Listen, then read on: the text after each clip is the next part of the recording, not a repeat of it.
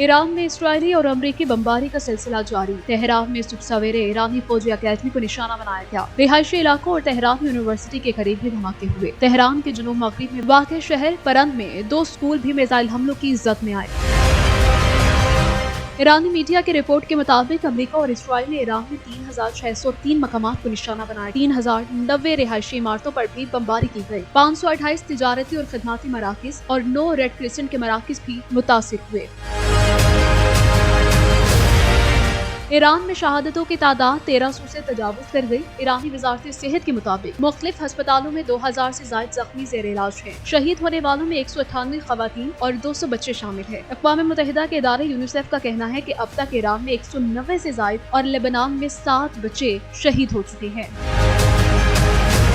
Iran की जानिब से भी जवाबी दिफाई कार्रवाइयां जारी। ईरानी पासदारान इनकलाब ने इसराइल के शहर तेल अवीव पर ड्रोन्स और मिसाइलों से हमले किए हैं। रिपोर्ट्स के मुताबिक ईरान ने मुत्तहिदा अरब अमारात, कतर और बहरीन पर भी अमरीकी फौजी अड्डों पर ड्रोन और मिसाइल हमले किए। इराक में अमरीकी कंपनी के ऑयल फील्ड पर भी ड्रोन हमला किया गया। अरब मीडिया के मुताबिक ड्रोन हमले से ऑयल फील्ड में आग लग गई।